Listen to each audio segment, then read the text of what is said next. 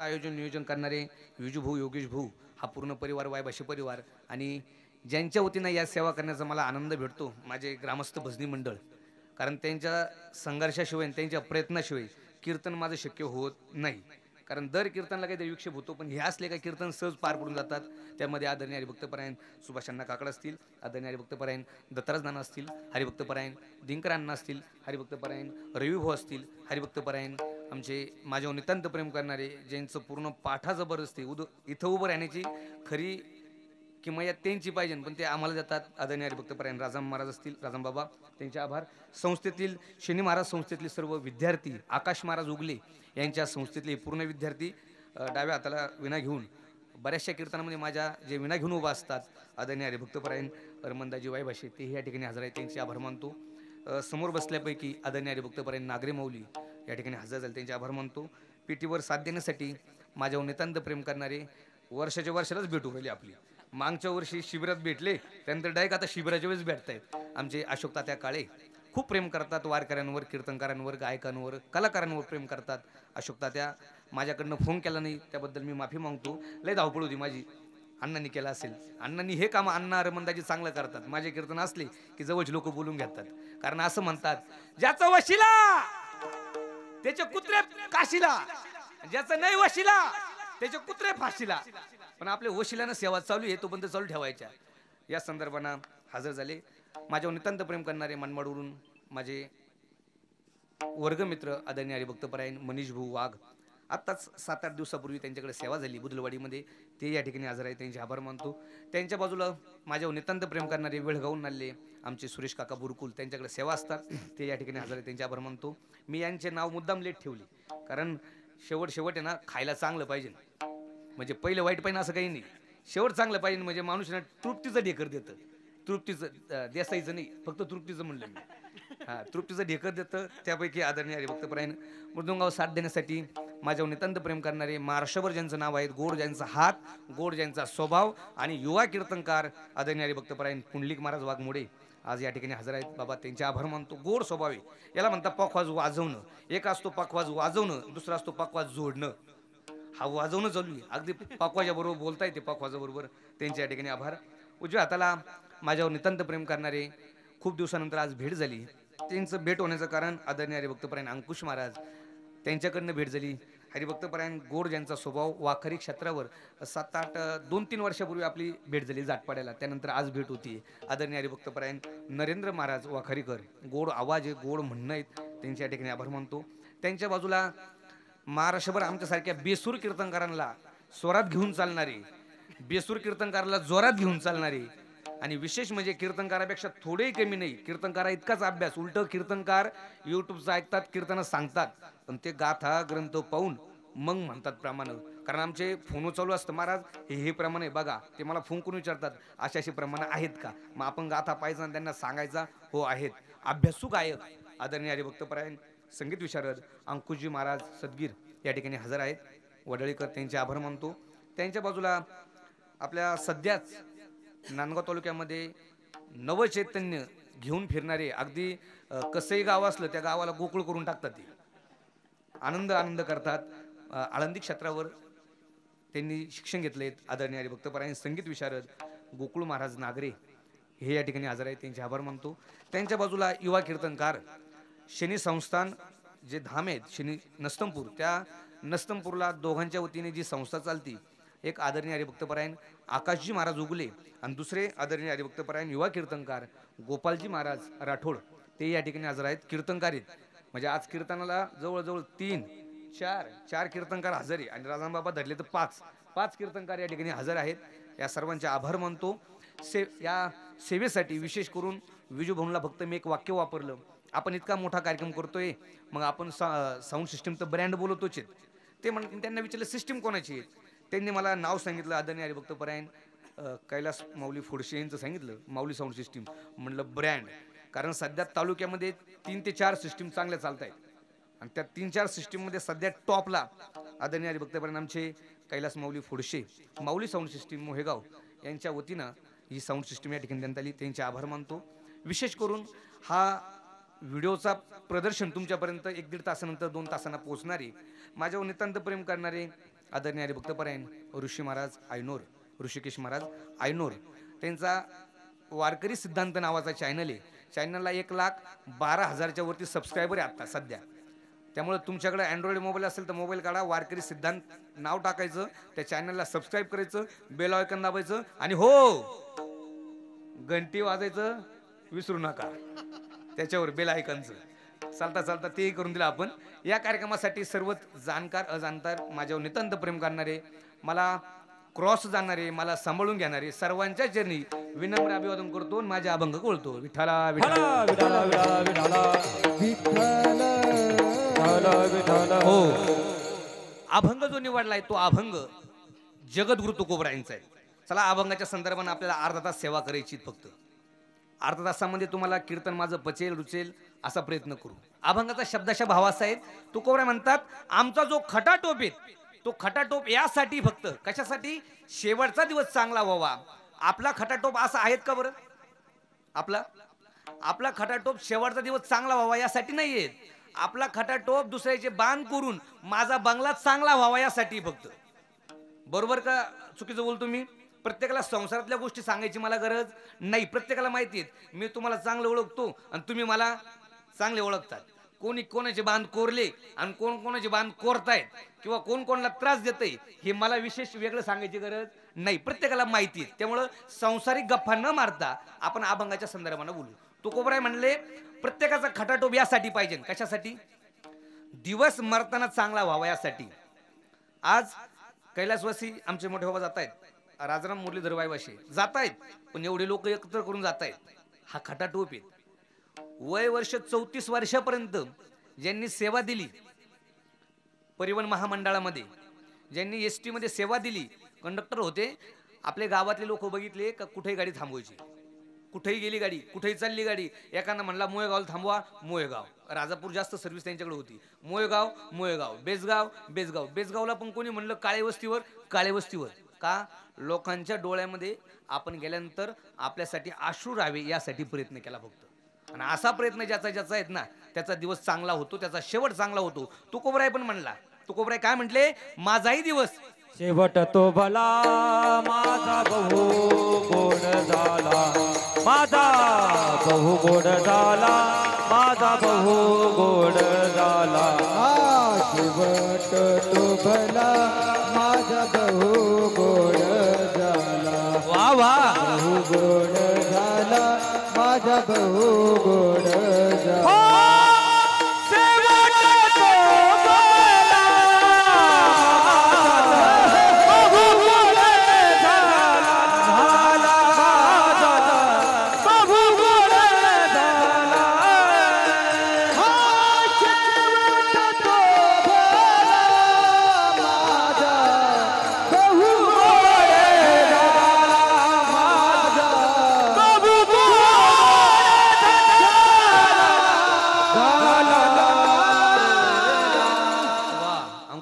बेश प्रमाण. शेवट तो भला, माझा बहु गोड झाला.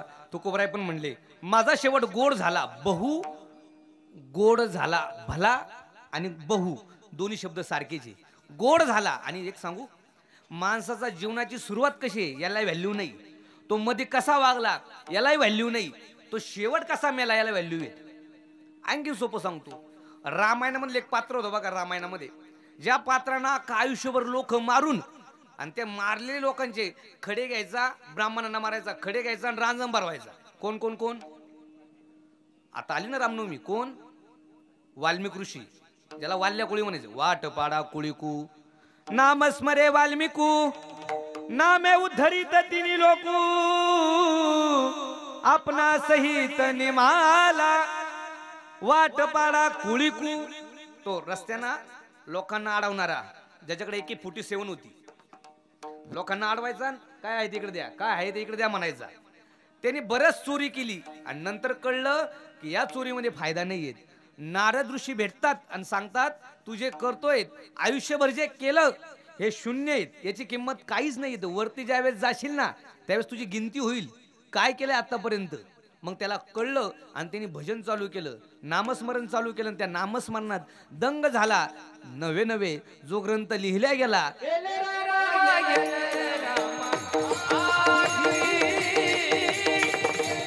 वा गोकुळ महाराज केले रामायण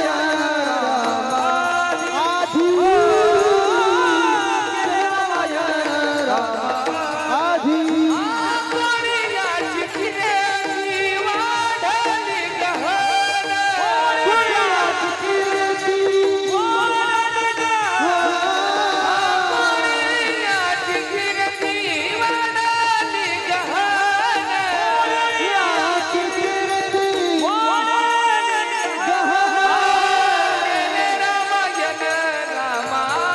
जय हो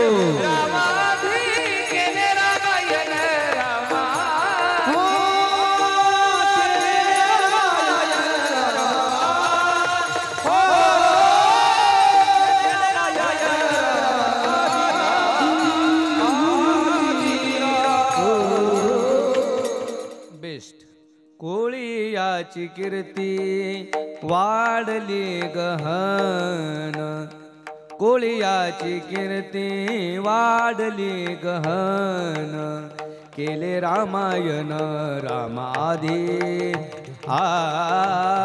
केले रामायण रामाधी रामचंद्र प्रभू जन्माला येण्याच्या अगोदर रामायण लिहून ठेवलं.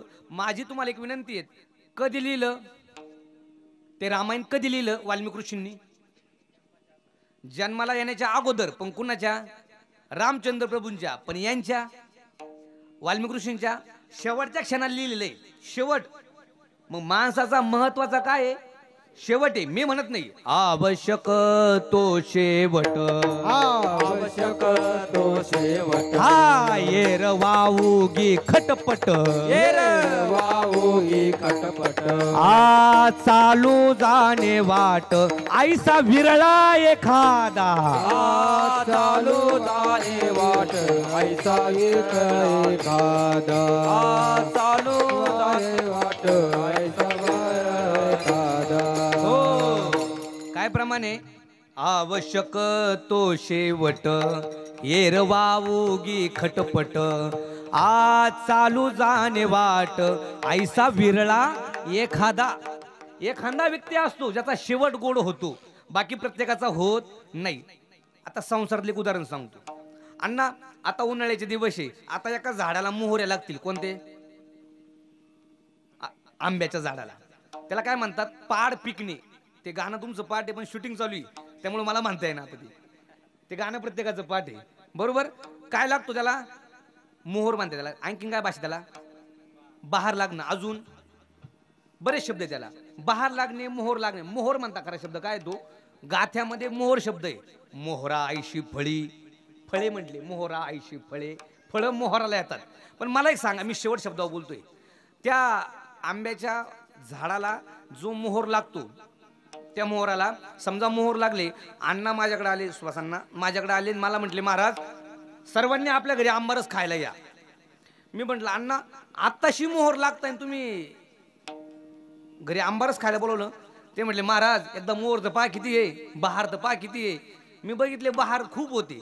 मग त्यांना विचारलं अण्णा याच्यावरून सर्वांचं होईल का हो? अण्णांनी उत्तर दिलं याच्यावरून गॅरंटेड सर्वांचं होईल म्हटले. आता मला सांगा, त्या बहारावरून त्या मोहरावरून आंबे एवढे येतील याची गॅरंटी आहे? पिकती काही गळती. मी नाही म्हणत, तुकोबराय म्हणतात पिकती काही गळती. काही पिकतात काही गळतात. मग जे पिकतात, आता तुमच्यासाठी माणसाने पिकताना गळू नये, म्हणजे सडू नये. वयाच्या 50 नंतर माणसानं सडू नये. का सडू नये? मग ते जर सडलं तर त्याला ते पिकण्यासाठी कुठे ठेवावं लागतं? त्या आंब्याला गडीत किंवा पाचटीत म्हणतात. गाथ्यामध्ये शब्द आहे पाचट. गाथ्यामध्ये शब्द पाचट आलाय. ते पाचटीत टाकून जर पिकले तर ठीक आहे. पक्व दशे येती थोडी, पक्व दशाला थोडे येतात. पिकती काही गळती. काही पिकतात काही गळतात. जे गळतात त्यांचा काही फायदा आहे? कारण त्यांनी कोणाला सोडले? झाडाला सोडले. त्या मोहरावरून त्या बहारावरून जसं कोणालाही जेवणाचं आमंत्रण देणं योग्य नाही, तसं माणूस जन्माला आला तर तो मरेपर्यंत चांगला राहील याची गॅरंटी नाही. मग त्याचा शेवट बघायचा कसा आहे? आवश्यक तो शेवट येरवा उगी खटपट चालू जाणे वाट ऐसा विरळा एखादा. आणि तसा महात्मा या मृत्यू लोकात जन्माला आला की त्याचं नाव होतं. आणि असेच कैलासवासी आमचे मोठे व्हावा. याला म्हणतात जगणं. माणसाचं जगणं कसं आहे यावरून त्याचा मृत्यू ठरतो. नाहीतर पुराणामधलं एक पात्र आहे, नाव द्या फक्त, उत्तर द्या फक्त मला. पुराणामध्ये एक व्यक्ती आहे ज्याचा 7 दिवसात मृत्यू होणार होता. नागरे माऊली सोडून कोणी प्रयत्न करा सांगायचा. कोण? नागरे माऊली म्हणजे आपले लोक सोडून, वारकरी लोक सोडून, हा बाहेरच्यांनी प्रयत्न करा. पुराणामध्ये एक पात्र आहे की ज्याचा 7 दिवसात मृत्यू होणार होता. आणखीन सोपं सांगतो, त्यांनी साप घेतला होता आणि ऋषीच्या अंगावर टाकला होता. काही प्रयत्न, काहीच हालचाल नाही. जस काय हालू नये, चालू नये, सैरा वैरा काही बोलू नये, हालती नाही, चालती नाही. बरं मी काही युक्रेन रशिया युद्ध नाही सांगू राहील तुम्हाला, ते चालू आहे अजून. आता माऊलींचं उत्तर आहे का नागरे माऊलींचं. त्याचं नाव आहे राजा परीक्षिती. ज्याचा 7 दिवसात मृत्यू होणार होता, तो 7 दिवसात मरणार होता. आणि त्यांनी काय श्रवण केलं? श्रीमद भागवत कथा श्रवण केली. मृत्यू वाचवला नाही पण शेवट गोड झाला. त्याने मृत्यू नाही वाचवला पण शेवट गोड झाला. त्याचा जो मुलगा आहे, राजा परीक्षितीचा मुलगा आहे, त्याचं नाव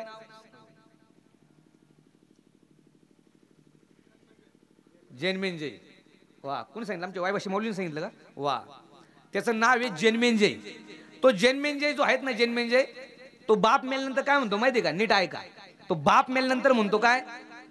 वैशंपन ऋषी समोर उभा आहे. तो वैशंपन जे ऋषी आहेत ना त्यांच्या समोर उभा आहे आणि त्यांना काय म्हणतो माहिती का? माझ्या बापाला अक्कल नव्हती म्हणे. कोण म्हणतं? मुलगा. कोणाची अक्कल काढतोय?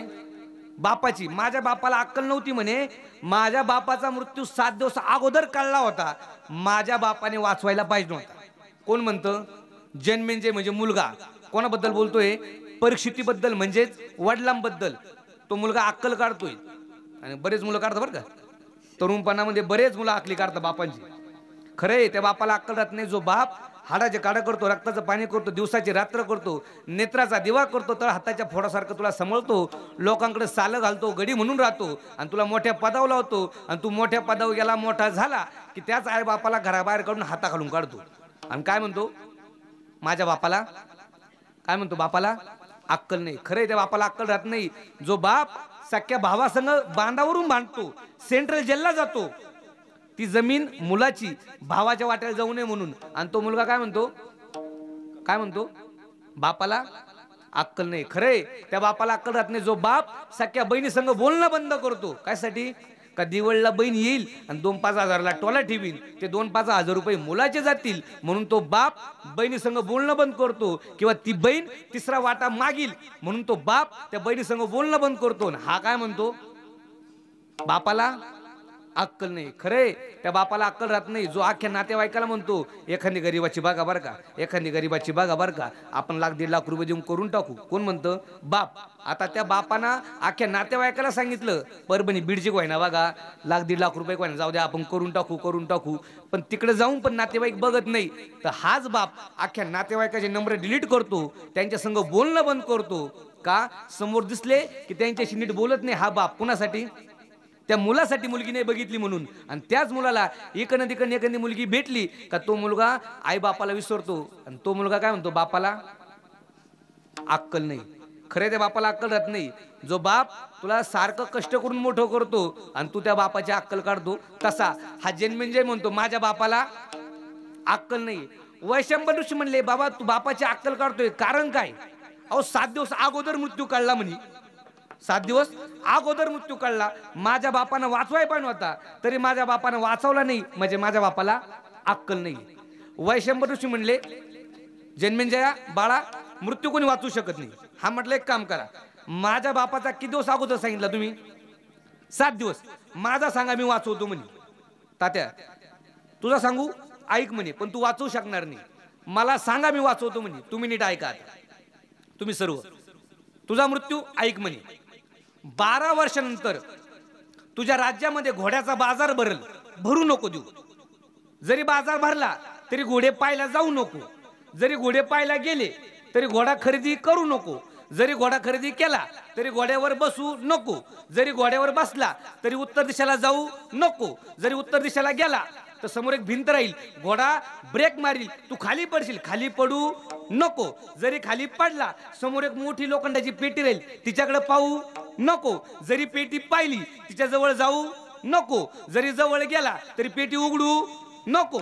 जरी पेटी उघडली त्यातून सुंदर अशी एक स्त्री बाहेर येईल, तिच्याबरोबर लग्न करू नको. जरी लग्न केलं तर तिला बेजगावला ठेव, मोयगावला ठेव, आस्तगावला ठेव, पण तिला काय राज्यावर आणू नको. जरी राज्यावर आणली तिच्या म्हणण्यावर यज्ञ काही करू नको. जरी यज्ञ केला तरी यज्ञाला ब्राह्मण बोलवू नको. जर ब्राह्मण तू बोलवले, समोर ब्राह्मण बसतील आणि ब्राह्मण मंत्र म्हणतील, ते मंत्र म्हणता म्हणता त्या ब्राह्मणांनी रात्रभर एक यज्ञ केलेला राहील नवचंडी नावाचा, आणि त्या यज्ञामुळं त्या ब्राह्मणांना डुकल्या लागतील, ते झोपा घेतील. ब्राह्मण झोपा घ्यायला लागले त्यांच्या रागानं पाहू नको. जरी रागानं पाहिलं त्यांना तू उठवायला जायचं नाही, पण समोर तांब्या राहील, त्या तांब्यातलं पाणी हातात घेऊ नको.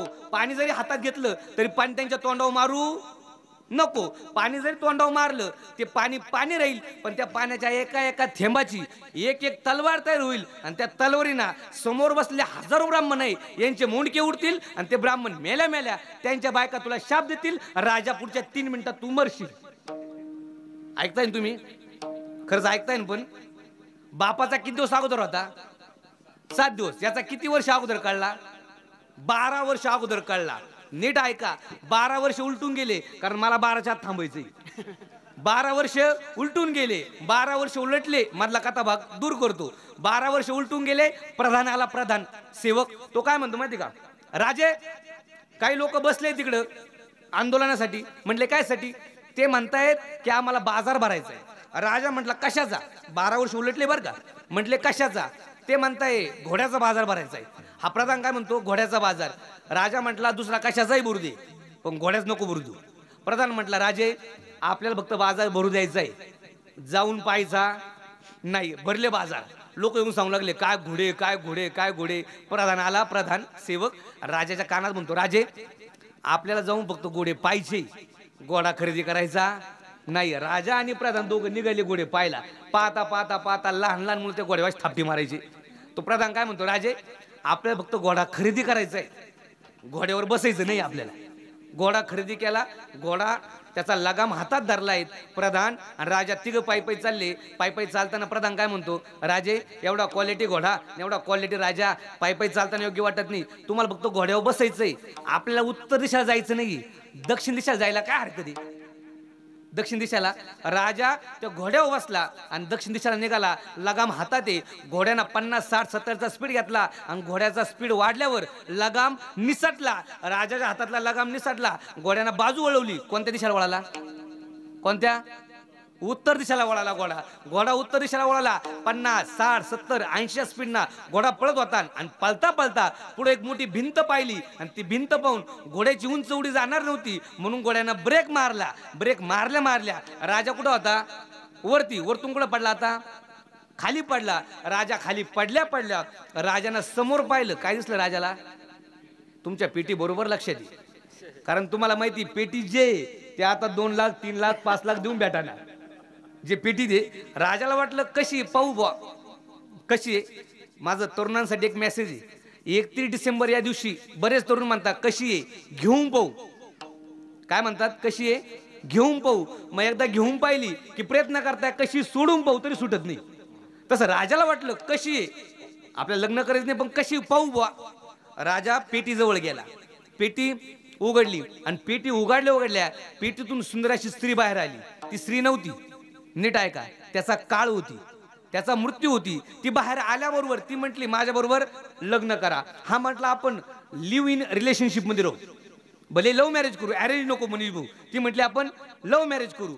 हा म्हटला नाही, समाजात मला जगायचं आहे, समाजात मला राहायचं आहे, आणि तुझं लव्ह मॅरेज केलं तर समाजात माझं स्टेटस कमी होईल. म्हटले मग अरेंज मॅरेज करू आपण, कायद्याना कोर्टाना आणि लोकांसमोर लग्न करू. म्हटले बरं ठीक आहे. लग्न झालं. लग्नात मंगलाष्टक झालं. लग्न झाल्यावरती दुसऱ्या दिवशी आपल्याकडे काय असतं? लग्नाच्या दुसऱ्या दिवशी सत्यनारायण असतं ना. दुसऱ्या दिवशी आपल्या त्या दिवशी वरात असते, त्याच्या अगोदर फुलका असतं.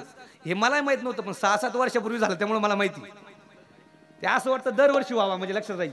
म्हणजे त्याच पत्नी बरोबर अंकुश महाराज, पत्नी बदलून नाही, त्याच पत्नी बरोबर व्हावा म्हणजे लक्षात राहतं बुवा. ते म्हणजे ती हळद ताजी राहते, ती जखम ताजी राहते. त्या राजाला वाटलं कशी आहे उघडून पाहू, तिच्याबरोबर लग्न झालं. लग्न झाल्यावर ती म्हटली आपल्याला यज्ञ करायचा आहे, ब्राह्मण बोलवा. हा म्हटला यज्ञ बिज्ञ काही नाही, दुसरं काही करू यज्ञ नाही. ती म्हटली नाही यज्ञ करावं लागल, तेव्हा तुमची मी पत्नी होईल. यज्ञासाठी ब्राह्मण बोलवायचे. याला वाटलं आता कुंभमेळा चालू होता आणि तिथले ब्राह्मण सारे तिथं अटकले. पण योगायोगाच्या कानावर खबर गेली होती का त्र्यंबकला पण काही ब्राह्मण आले. मग याला वाटलं फक्त 140 किलोमीटर जायचंय आणि ब्राह्मण घेऊन येऊ. हा रात्री गेला, ब्राह्मणांना घेतलं. ब्राह्मणांनी रात्रभर यज्ञ केला होता, नवचंडी यज्ञ, तो रात्रभर असतो. आणि ते ब्राह्मणांना गेला, विनंती केली माझ्या घरी यज्ञाला चला. ब्राह्मण यज्ञाला आले. ब्राह्मण समोर बसले आणि ब्राह्मणांनी मंत्र म्हणायला सुरुवात केली. तुम्ही नीट ऐका. ब्राह्मण मंत्र म्हणतायत. धर्मक्षेत्रे कुरुक्षेत्रे समवेतायुत्सवा मामकः पांडवशैव किम कुर्वत संजया दृष्ट्वा तु पांडवानिकं व्यूढं दुर्योधनस्तदा आचार्यमुपसंगम्य राजा वचनमब्रवीत पश्यन्ता पांडुपुत्राणा माचार्य महती च मुम व्यूढं द्रुपदे पुत्रेण तव शिष्येन धीमता अत्र शूरा महेश्वाशा भीम अर्जुना समयुधी योधान विराटस्य द्रुपदस्य महारथ. श्लोक चालू झाले ब्राह्मणांचे. पण तुम्ही माझ्याकडे बघा आता. राजा जन्मेजय त्याची पत्नी कुठे बसले, त्यांच्या ब्राह्मणांच्या समोर. आता ब्राह्मणांनी रात्रभर कोणता यज्ञ केला आहे, नवचंडी, जो रात्रभर असतो. जसा गोंधळ रात्रभर असतो तसा नवचंडी यज्ञ रात्रभर असतो. आता समजा रात्रभर एखाद्या व्यक्तीनं पाणी भरलं, इथल्या पाणी भरलं, सकाळी जर कीर्तनात बसले तर काय येईल तुम्हाला, झोप येईल किंवा आळस येईल. आणि नेमकी समोर जे ब्राह्मण बसले होते का समोर, हे मंत्र कसे म्हणत होते माहिती आहे का, इकडे बघा माझ्याकडे. ते मंत्र असे म्हणतायत, ओम धर्मक्षेत्रे कुरुक्षेत्रे समवेताय, असे आळस द्यायला लागले. असे आळस द्यायला लागले, तोंड वाकडं करायला लागले, आळस द्यायला लागले. राजाचं नेमकी लक्ष गेलं, जन्मेजयचं नेमकी लक्ष गेलं. आणि तो म्हणतो एवढे ब्राह्मण आले, यांना एवढे पैसे दिले आणि खुशाली आळस देत आहेत. राग आला त्याला. त्याला सांगितलं होतं भाऊ तुला किती राग आला तरी रागानं त्यांच्याकडं पाहू नको. जरी रागानं पाहिलं तर त्यांना तू यज्ञातून जाऊन उठवू शकत नाही. पण काय कसली उठवायसाठी आपण काय करतो, एखादा व्यक्ती झोपला असला का आपण काय करतो असं करतो, बरोबर. याला काय वाटलं, यज्ञामध्ये ते ब्राह्मण मंत्र म्हणतायत, यांना डुकल्या लागायला लागल्या. यांनी समोर पाणी होतं तांब्याचं, तांब्यात पाणी होतं. जन्मेजयनं पाणी घेतलं हातात. त्याला वाटलं यांना जाऊन न उठवायच्या ऐवजी पाण्यानं उठवू. ते पाणी हातात घेतलं, पाणी तोंडावर मारलं, पाणी पाणीच होतं.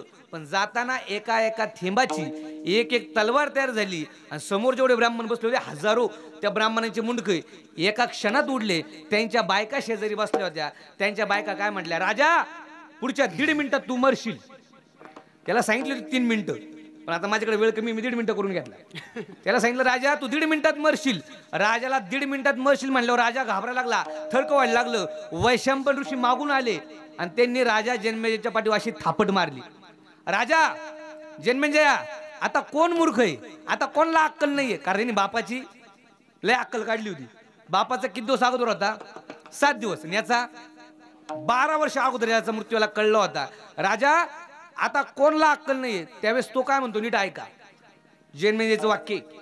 तो म्हणतो माझ्या बापाला अक्कल नाही असंही नाही आणि मला अक्कल नाही असंही नाही. म्हटले मग आमच्या दोघांचाही शेवट जो झाला तो कसा झाला, जो तुकोबरायला अभिप्रेत होता तसा झाला. अभंगाच्या याच्यासाठी केला होता हट्टहास,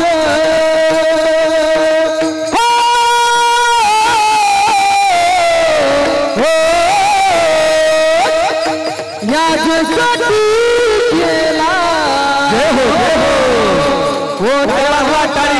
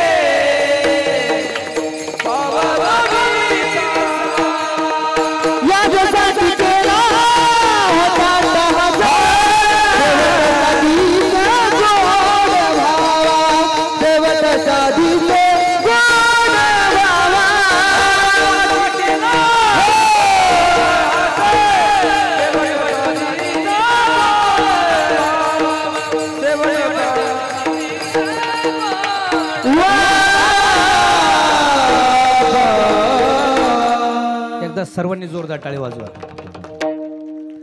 पहिल्या चरणामध्ये जो अट्टहास राजा परिस्थितीला गरजेचा होता, जो अट्टहास जन्मेंजयला गरजेचा होता, तोच अट्टहास तुकोबरायांना गरजेचा वाटला. आणि तुकोबराय म्हटले, माझ्या जीवनात मी काय केलं, याजसाठी केला होता अट्टहास, शेवटचा दिवस किंवा दिस गोड व्हावा. आता अट्टहास या शब्दाचा खरा अर्थ आहे पराकाष्ठा.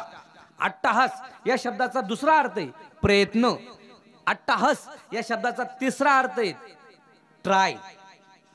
प्रयत्न करणं, विनवणी करणं, आग्रह करणं. देवा एकच इच्छा आहे, शेवटचा दिवस गोड व्हावा. आता हा शेवटचा दिवस किती महत्वाचा आहे, किती महत्वाचा आहे. आज मोठ्या बाबा जात आहेत, पण विजू भाऊ असतील, योगेश भाऊ असतील, हा परिवारामध्ये जे करतायत हा अट्टहासच आहे. आमच्या दादांचा शेवटचा दिवस गोड व्हावा. यानंतर आपण काही कार्य करू अथवा न करू, आणि श्राद्ध हे जे कार्य आहेत ना, हे श्रद्धेचं आहे. कारण पिताबद्दल स्कंद पुराण मला आठवणा, पण श्लोक असा आहे, पिता धर्म, पिता स्वर्ग, पिता ही परमम तप, प्रियंती सर्व देवता. जर कदाचित देवता प्रसन्न करायचे असेल, पितरी प्रियंती सर्व देवता किंवा पितरी सर्व देवता प्रियंती. जर भगवान परमात्मा, जर तुम्हाला देवता स्वच्छ करायचे असेल आणि प्रिय ठेवायचे असेल, तर पहिले वडिलांना शुद्ध करा. मग जर तुम्ही वडिलांबद्दल आणि आईबद्दल श्रद्धा असेल, तर तुम्हाला कुठं जायची गरज नाही. ते न जा वे तीर्थासी, ते न जा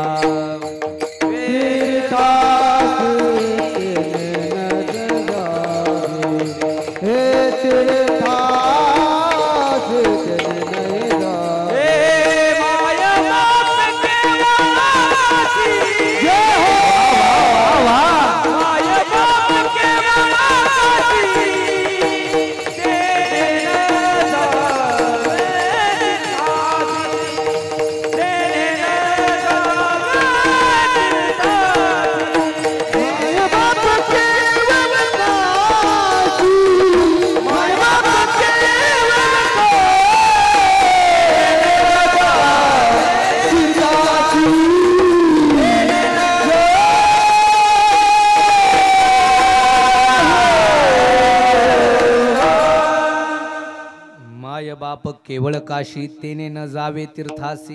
हेच केलं बरं का या घरानं, हेच केलं.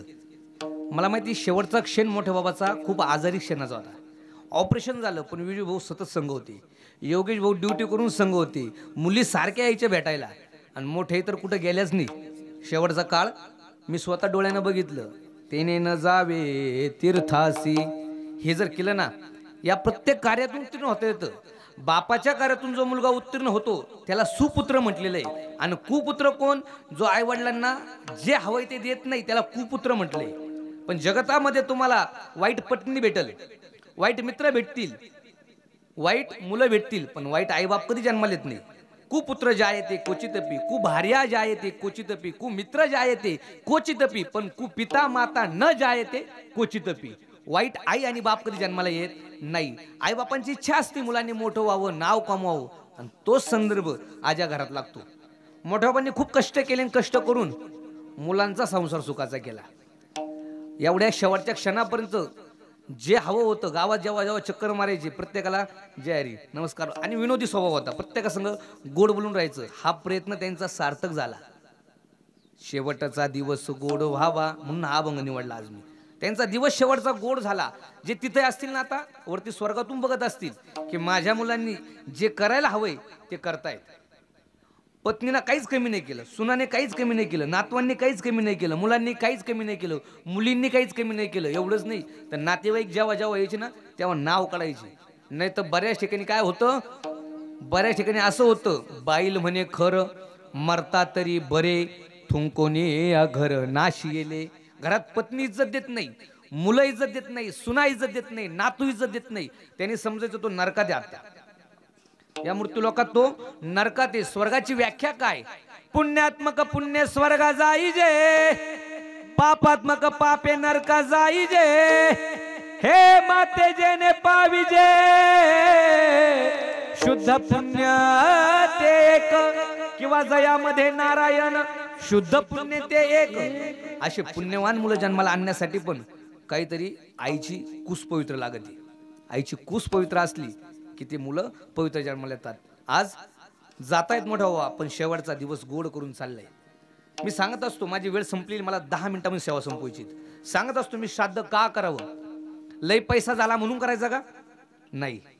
मग नातेवाईकाला दाखवायसाठी, शो ऑफ करण्यासाठी करायचा का? नाही. एक सांगू, तुम्हाला जे हवंय ते करा. You whatever want to do, जे हवंय ते करा, but don't trouble with you mother and you father. तुमच्या आई वडिलांसंग खेळायचा प्रयत्न केला तुम्ही, कारण त्यांनी जग पाहिलेलं आहे. तुम्ही आत्ताशी तुमचं गाव, तालुका, जिल्हा बघताय, त्यांनी जग बघितलंय. त्यांचे केस सफेद झाले तुमचा संसार करता करता.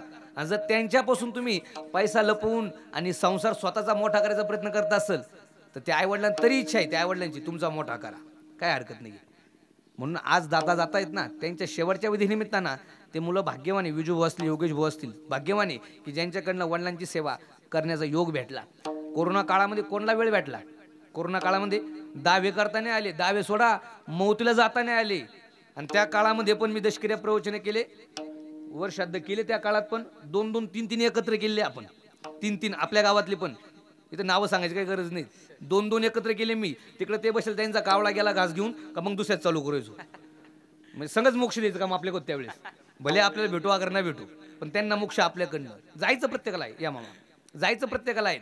पण ते कर्म असं करून गेलं पाहिजे की आपला दिवस शेवटचा गोड झाला पाहिजे. तो दिवस आज मोठ्या बाबांचा गोड होतोय. श्राद्ध म्हणजेच शेवट आहे आपला. हिंदू धर्मात श्राद्ध करणं म्हणजेच शेवट होणं बरं का. दशक्रिया तुम्हाला करता नाही आली, तुम्हाला 5वा महिना घालता नाही आला, पण श्राद्ध त्यांच्या नावाने घाला, नाहीतर आपल्या घरामध्ये पितृदोष लागल. आणि त्या पितृदोषातून दूर व्हायचं असेल तर श्राद्ध करावंच लागल. इथं बसले 90% लोक तुमच्या सहित माझ्या सहित पितृदोषात आहे. आज पण आजही पितृदोषात आहे. का? बऱ्याचशा गोष्टी राहिल्या आपल्याकडनं, त्या केल्या पाहिजे. घरामध्ये वास्तू शांतीच्या वेळेस भजन का पाहिजे? का पाहिजे? त्या घराला दोष लागू नये म्हणून. त्याला वास्तू नावाचा दोष म्हणतात आणि तो गरजेचा आहे. जर नाही केलं तर तिथं वास्तू नावाचा जो राक्षसी दोष आहे, तो दोष त्या घरामध्ये सारखा खेळतो आणि घरामध्ये सुख येऊ देत नाही, कलह भांडण लावतो. म्हणून भजन पाहिजे. पितृदोष आला, घरामध्ये तरुण मुलगा वारला आहे, जर त्याचं आपण दावं नाही घातलं, वर्षाद्ध नाही घातलं, बरेच लोक दावे करते नाही, केलं पाहिजे. ते म्हणतात तरुण गेलाय. तरुण गेलाय तर हिंदू धर्मात सांगितलंच आहे, दशक्रिया केलाच पाहिजे, शेवटचा विधी केला पाहिजे. जर नाही केला तर पितृदोष लागतो. एवढंच नाही, घरामध्ये आपल्या घरात भांडणं होत आहेत, पितृदोषाला कारण आहे. आपल्या घरात तरुण मुलगी, लग्न जमतंय, जमले लग्न लगे मोडतंय, पितृदोष आहे. तुम्ही माणसाला याला कारण काय? वैज्ञानिक बरेच कारण वैज्ञानिक आहे. श्राद्ध ही जी परंपरा आहेत ना, ही श्रद्धेची आहेत, ही वैज्ञानिक परंपरा नाही आहेत, ही श्रद्धेची परंपरा आहे. मी सर्वांना विचारतो, एक तात्या, जुन्या काळात लग्न कधी लागायचे? रात्री लावायची का बरं? काही कारण माहिती काय? गोरज मुहूर्त नव्हता तो वेळेस अण्णा. तो असा होता, तो काळ होता मुस्लिमांची सत्ता, इंग्रजांची सत्ता. आपली तरुण मुलगी, चांगली देखणी मुलगी जर असली की ते घेऊन पळून जायचे, म्हणून लग्न रात्री लावायचे. आता काय चालू केलं आपण? आता आपण रात्री चालू केलं परत. आणखी लय पैशावाले काय करतात, रात्री आता पोरगी कोण घेऊन पळून जाणार आहे? तीच ऑलरेडी पळून गेली, ती कोणासंग पळून जाणार आहे? तरी तू करतोय ना लग्न, ही परंपरा. आणि तेव्हा नवरदेवाच्या कमराला काय द्यायचे? तेव्हा तलवार राहायची. तेव्हा जुने राजेंचे लग्न बघा, काय राहायची? तलवार. कशासाठी माहिती का? जर तो परधर्मीय आला, दुसऱ्या जातीवाला, दुसऱ्या धर्मावाला आला आणि तुझ्या मुलीला हात लावू लागला, तलवार काढ आणि त्याचं मुंडकं उडव, दाखव पूर्ण वराडाला का तलवार कायसाठी दिली. तलवार ही त्यासाठी दिली होती. काळ थोडा बदलला. आताच्या काळात नवरदेवाच्या कमराला काय देत्या? कट्यार राहती, इतकी गंजल राहती, 2-3 किलो तेल टाकलं तरी निघणार नाही ती, एवढी गंजल राहती ती कट्यार. बरं ती दिल्ली राहती, कायला माहिती नाही, लिंबू काबर लावायच्या. आली परंपरा, आली परंपरा. एक जण म्हणे ते उतरायसाठी असतो लिंबू म्हणे. म्हणलं काय? दृष्ट उतरायसाठी लिंबू असतो, असं काही नाही. आता तरी बरं आहे अजून अंकुश महाराज, अजून 25-30 वर्षानंतर, पहिले तलवार होती, नंतर कट्यार आली. अण्णा अजून 30 वर्षानंतर नवरदेवाच्या कमराला तलवार राहणार नाही, कट्यार राहणार नाही. मग काय राहील माहिती का? लहान मुलाचा वाढदिवस असतो का, त्या वाढदिवसाला केक असतो का, आणि ते केक कापायला काय राहतो? कशाचा? तो देतील नवरदेवाच्या कमराला, कारण दाखव पराक्रम. आता मला सांगा, ती तलवार, कट्यार किंवा चाकू ठेवणं काही परंपरा आहे? अजिबात नाही. श्राद्ध ही श्रद्धेची परंपरा आहे. श्राद्ध जर नाही केलं पितृदोष लागणार आहे. एक महिला वर्ग, तुम्ही सर्व एक सण साजरा करतात, त्या दिवशी तुम्ही एका झाडाला ओवळतात, त्या दिवशी त्या झाडाला ओवळतात, 7 फेऱ्या मारतात आणि काय म्हणतात, जन्मोजन्मी हेच येडं भेटो, पती भेटो. काय म्हणतात, हेच पती भेटो. कोणता सण? वट पौर्णिमा किंवा वट सावित्री. झाडाला ओवळणं. एका बाईनं असं हातात ताट घेतला अंकुश महाराज, त्या ताटामध्ये गंध अक्षदा सर्व आहे आणि ती बाई ते घेऊन चालली. ते जात असताना तिनं पाहिलं की वडाचं झाड अजून पुढे आहे आणि त्याच्या मागे एक लिंबाचं झाड होतं. तिच्या हातात ते ताट आहे, तिला नेमकी तर खाजू आली अशी. तिनं काय केलं, ताट असंच ठेवलं. तिला वाटलं खाली का ठेवावं बुवा, म्हणून ते ताट असंच धरलं आणि त्या लिंबा झाडला असं खाजवलं, असं खाजवलं. मग पुढे गेली कुठं, वडाच्या झाडाकडे. मग वडाच्या झाडाला ओवळलं आणि बाहेर आली. मग 50 बायांना पाहिलं. ताट घ्यावं लागतं, खाजवावं लागतं, मग ओवळावं लागतं. त्या 50 बाईंनी सेम तीच प्रोसेस केली. कोणती? ताट घेणे, खाजवणे, ओवळणे. मी म्हणलं हा काय प्रकार चालू आहे. मग मी पहिल्या मावशीला विचारलं, मावशी ते जे केलं तुम्ही, व्हॉट इज दिस, म्हणजे ते काय शे? ते म्हटले, मावशी मला म्हटलं, म्हणजे महाराज कोणतं?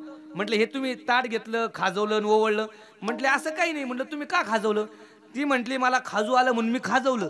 50 बाया विचारलं तुम्ही का बरं केलं? त्या म्हटले ती नाही केलं म्हणून आम्ही केलं. आता मला सांगा, श्राद्ध ही जी परंपरा आहे, कोणीतरी केलं म्हणून आहे का? नाही. श्राद्ध ही परंपरा आपल्याकडे पूर्व परंपरा आली. कोणी केलं श्राद्ध? कोणी करावं, का करावं, कधी करावं आणि कसं करावं? 4 मुद्दे. कोणी करावं? मोठ्या मुलाने करावं. घरातल्या मोठ्या मुलाने श्राद्ध करावं. जर 3 मुलं आहे, 4 मुलं आहे, तर एका मोठ्या मुलाने श्राद्ध करायचं. पूजेसाठी तूच बसला पाहिजे. 2, कधी करावं?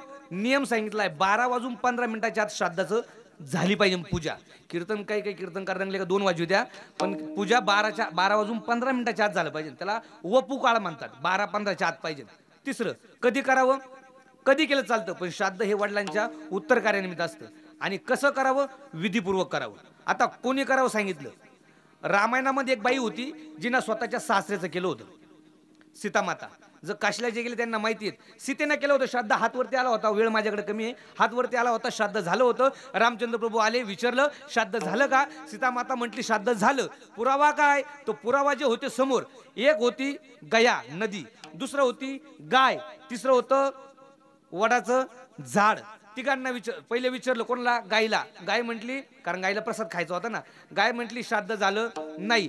सीतामातेनं शाप दिला, आजपासून तुझी मागून पूजा होईल. ज्या तोंडानं खोटं बोलली त्या तोंडाची कधी पूजा होणार नाही. गायला शाप दिला. दुसरं ब्राह्मणाला विचारलं, कारण ब्राह्मणाला माहित होतं रामचंद्र प्रभू वनात गेले, फळं आणणारे, फळाच्या अपेक्षाना ब्राह्मणाने नाही सांगितलं. ब्राह्मणांना शाप दिला, तुम्ही जगतामध्ये ज्ञानी आहे, श्रेष्ठ आहे, पण तरी तुम्हाला माझा शाप आहे, तुम्ही इथं खोटं बोलले ना, आयुष्यभर तुमच्याकडे विद्या खूप राहील पण धन राहणार नाही. धनासाठी तुम्हाला घरोघरी हिंडावं लागेल आणि किती दिलं तर तुमचं मन भरणार नाही. असे बरेच कीर्तनकार पण आता मन भरत नाही. ब्राह्मणाचं कीर्तन करायला आलं, आता बरेचसे कीर्तन करायला आलं. पुढचं सांगितलं, गाय झाली, ब्राह्मण झाले, वडाला विचारलं केलं का? वड खरं बोललं. वड म्हणलं श्राद्ध झाले.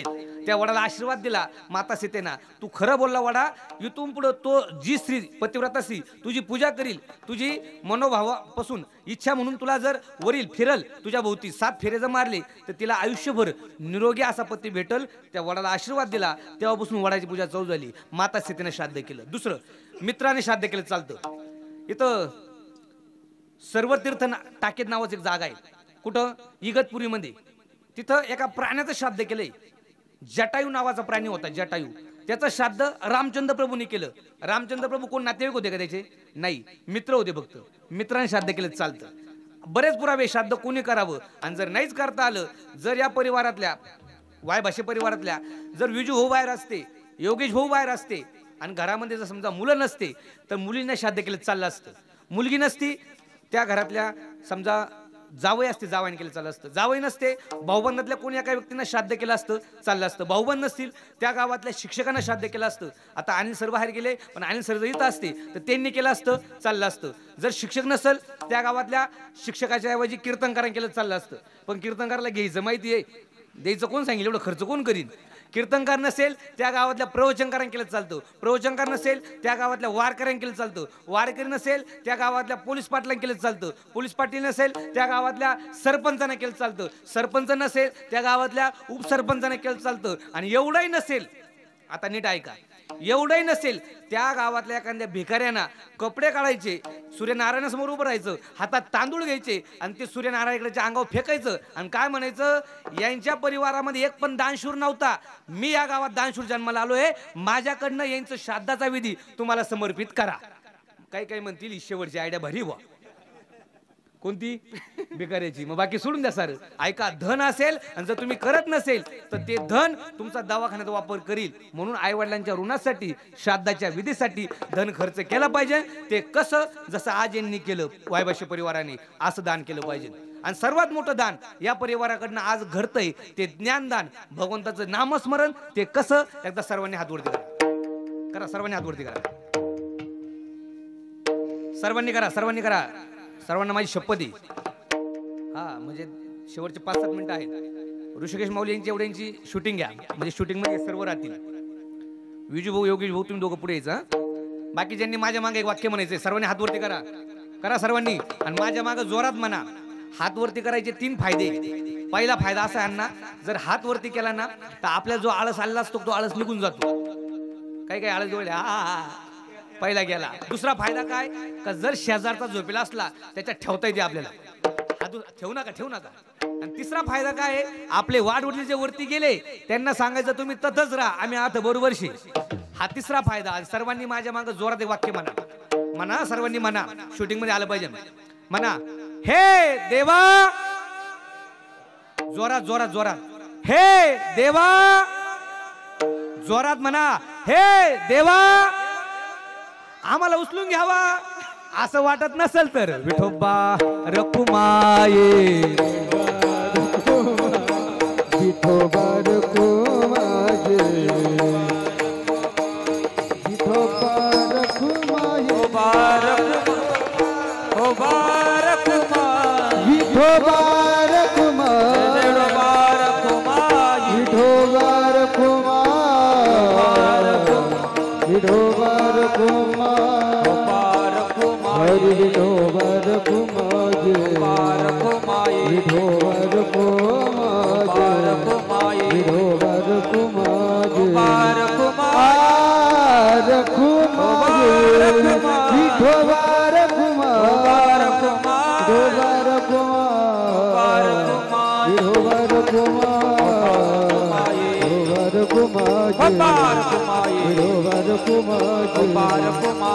रखुमाये, विठोबा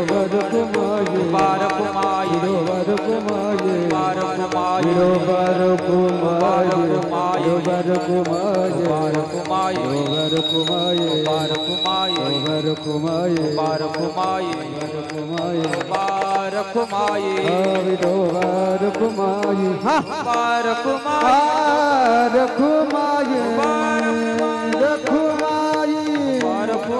विठोबा रखुमाये, विठोबा रखुमाये, हरे हरे हरे.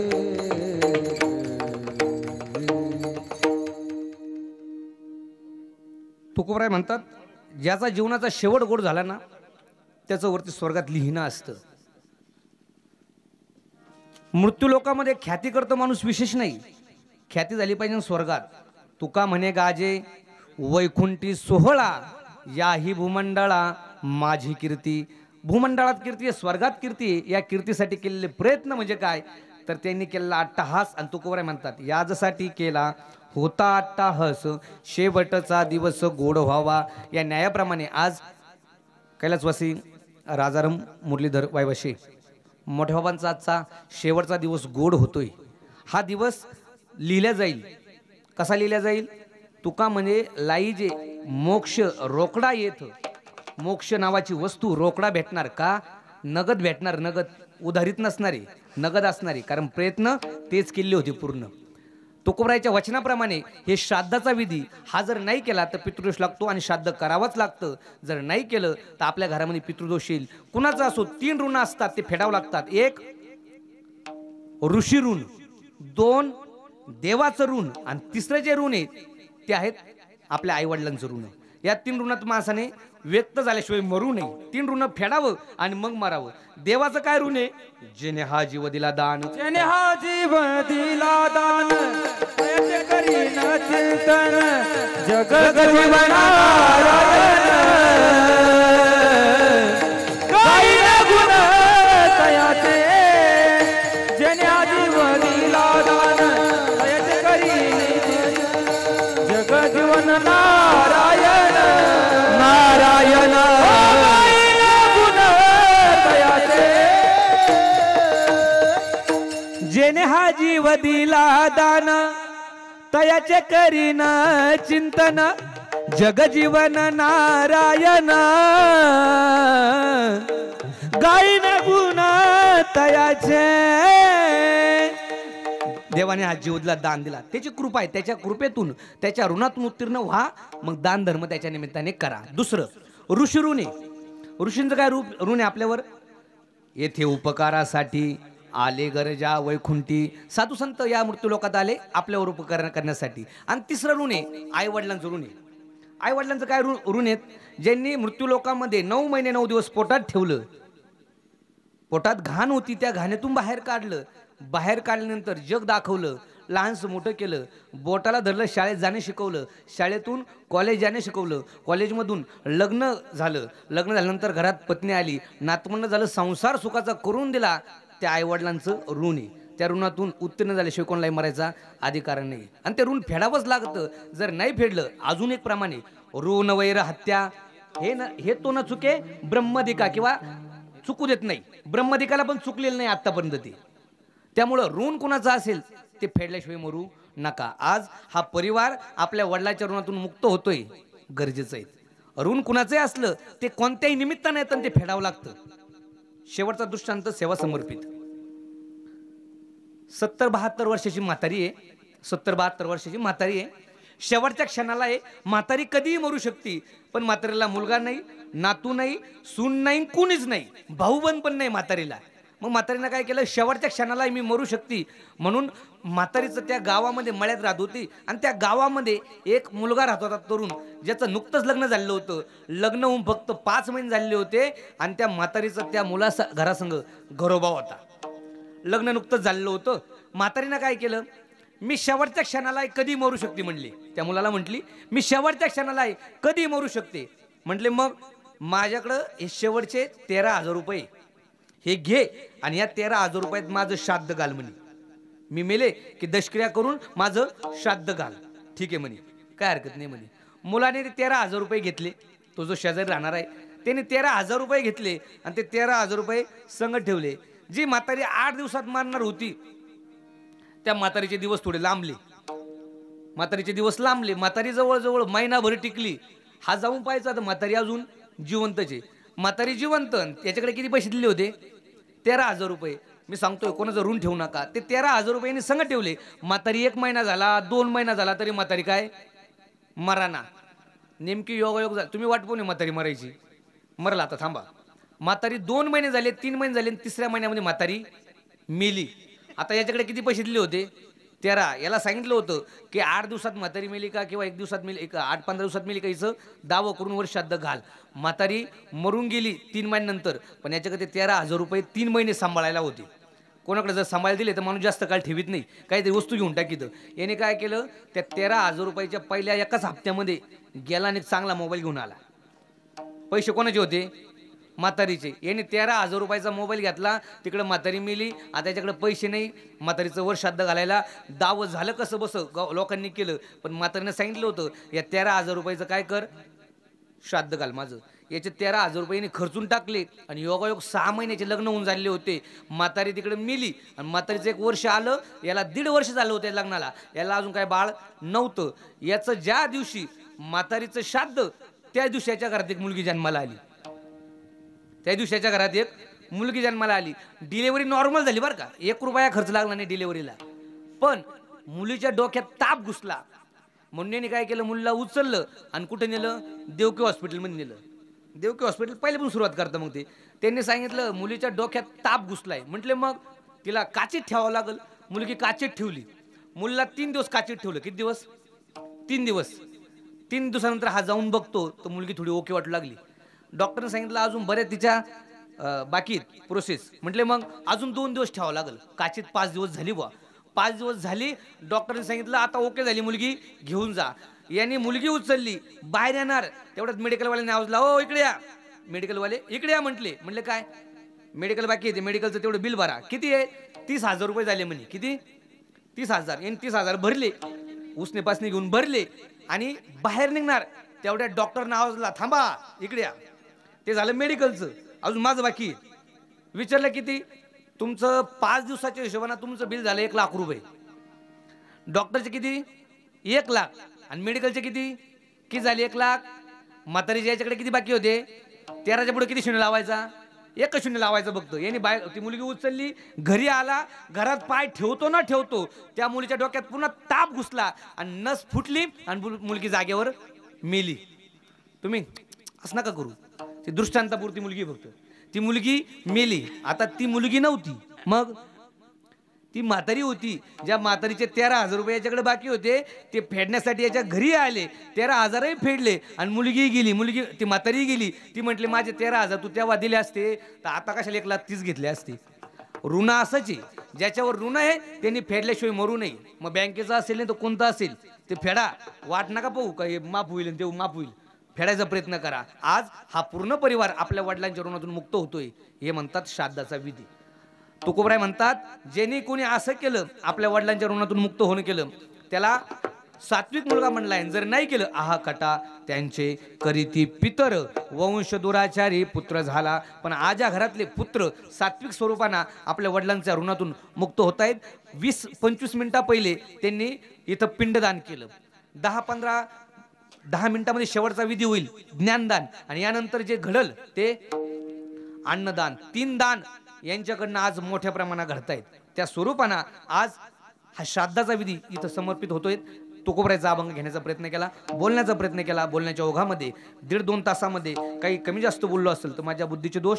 तुकोबराय म्हणतात याजसाठी केला होता अट्टहास, शेवटचा दिस गोड व्हावा. हे केल्यामुळं काय झालं? आता निश्चिंतीने पावलो विसावा, खुंटली या धावा तृष्णेची या. तुकोबराय म्हणले मी निश्चिंतीने पावलो आणि तृष्णाची धावा खुंटीत पावली. ते केल्यामुळं कौतुक वाटे झाले या वेचाचे, नाम मंगळाचे तेने गुणे. भगवान परमात्म्याचं नामस्मरण केल्यामुळं कौतुक वाटतोय. आणि ज्या पत्नी बरोबर मी रममान व्हायला पाहिजे ती मुक्ती नावाची पत्नी मी माझ्या जीवनात सार्थक म्हणून आणली. शेवटच्या तुका मने जय हो. तुका मने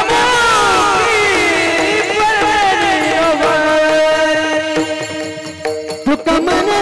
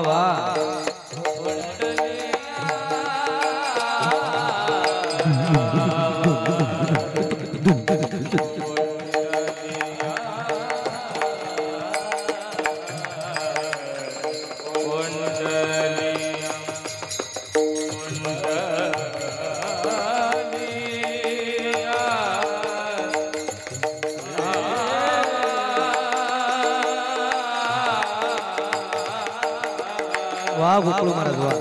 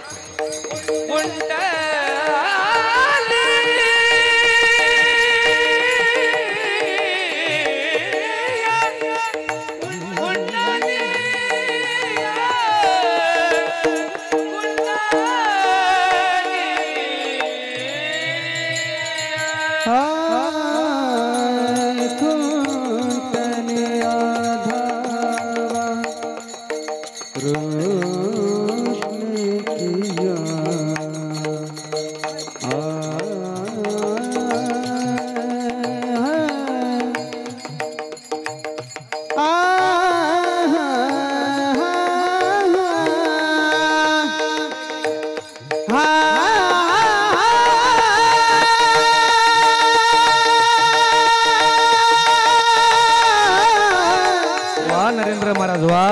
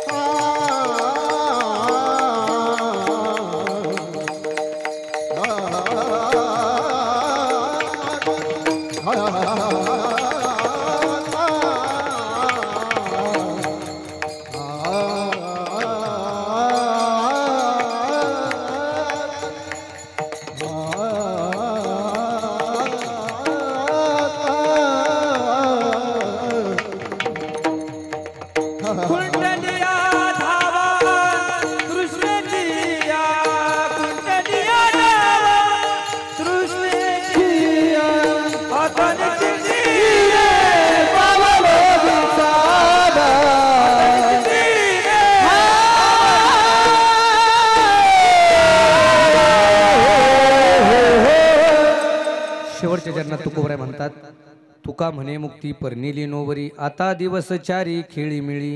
हे केल्यामुळं काय झालं, आता निश्चिंतीने पावलो विसावा, खुंटली या धावा तृष्णेची या ज्ञानेश्वर माऊली नाराज माऊली माऊली ज्ञानेश्वर माऊली ज्ञानराज माऊली माऊली ज्ञानेश्वर माऊली नाराज माऊली हो यथामती यथा अवकाश बोलण्याचा प्रयत्न केला. बोलण्याच्या ओघात 5-7 मिनिटं वाढवा घेतली असतील तर माझ्या बुद्धीचे दोष. जे चांगलं असेल ते तुकोबराय ज्ञानोबराय यांचं, जे वाईट असेल ते टाकून जा. या नैमित्तिक कीर्तनासाठी जमले सर्व श्रोतूवर्ग, महिला वर्ग, पुरुष वर्ग, माझ्यावर नितांत प्रेम करणारे जवळचे लांबचे सर्वांच्या चरणी विनम्र अभिवादन करतो. या अभंगामध्ये शब्दाचा भाव असाच असेल असं मी मुळीच म्हणत नाही. माझ्याकडनं बोलण्याचा प्रयत्न केला, त्यामुळं जर कदाचित तुम्हाला गालबोट लावायचा तो मला लावा, गाथ्याला किंवा ज्ञानेश्वरी लावायचा प्रयत्न करू नका, एवढं सांगतो. कार्यक्रमासाठी हजर असले सर्व गायनाचार्य, मृदुंगाचार्य, पेटी मास्तर, विनेकरी, सर्व टाळकरी मंडळी आणि विशेष करून ऐकण्यासाठी जमले सर्व श्रोतूवर्ग, एवढं ऊन झालं तरी अजून कोणाच्या चेहऱ्यावर भूक लागली वाटत नाही. चालू का अजून 2 वाजेपर्यंत? पण माझं झालं आहे आता ऑलरेडी. तिकडनं हाताला थांबतोय मी आता. एक सर्वांना विनंती, एवढा संदेश शेवटचा घ्या आणि सेवा समर्पित. भला किसी का कर न सको तो बुरा किसी का मत करना, भला किसी का कर न सको तो बुरा किसी का मत करना, पुष्प नहीं बन सकते तो तुम काटे बनकर मत रहना. जर कुणाचं चांगलं करता येत नसेल तर करू नका, पण वाईट मात्र कुणाचं करू नका. कुणाचे लग्न तुम्हाला जमवता येत नसेल तर जमवू नका, पण जमलेलं लग्न एक तर आपल्या समाजात लय खोड चालू बायाने की मला माहिती, जवळून बघतो मी आणि विशेष करून माफी मागून बोलतो. नामदोऱ्याच्या गादीवरून हा संदेश गरजेचा आहे. मी महाराष्ट्रभर हा संदेश देतोय. आमच्या मनीष भाऊंना माहिती आहेत, आमच्या सुरेश काकांना माहिती आहेत, हा संदेश गरजेचा आहे. आपल्या घरी मुलगी असेल ना, लग्नाच्या वेळेस त्या मुलीचं कन्यादान करा बरं का. काय करा? काय करा? कन्यादान करा. मग तुम्ही माणसाला काय वेगळं बोलताय? पुढचं वाक्य असं आहे, लग्नाच्या वेळेस मुलीचं कन्यादान करा, कन्या विक्री करू नका. आपल्या नातेवाईकात द्या, गरीबाला द्या, तुम्ही नातेवाईक आत्याच्या मुलाला द्या, कुणालाही द्या, भाऊबंधात पा नातेवाईक बघा, जवळचं बघा, त्यांना द्या. पण मुलीचे पैसे घेण्याच्या मागे लागू नका, कारण त्याच्या इतकं पाप नाही. कारण तुमच्याकडं ते दिलंय कन्यादान नावाचं पद, ते कुणालाही भेटत नाही. जे भाग्यवान ते बाप ज्यांना मुली भेटल्या आहेत, प्रत्येकाला मुलगी भेटलेली नाहीत. ज्यांना भेटली आहेत त्यांनी तेवढं सांभाळा. एवढं जरी करता आलं तरी आपलं जीवन सार्थक आहे, एवढं सांगतो आणि सेवेला पूर्ण विराम. विठ्ठल जय जय विठ्ठल, विठ्ठल जय जय विठ्ठल. बोलिलेले खुरे वेडे वाकुडे हा करा क्षमा अपराध महाराज तुम्ही, नाही उच्चारिला अधिकार मी आपण. करा क्षमा अपराध महाराज तुम्ही, का म्हणे ज्ञानेश्वरा राखा पाया पैकी. करा क्षमा अपराध ज्ञानदेव तुकाराम, ज्ञानदेव ज्ञानदेव तुकाराम, तुकाराम तुकाराम तुकाराम. मंडलिक वरदारी विठ्ठल श्री ज्ञानदेव तुकाराम. पंढरीनाथ भक्त भगवान की जय.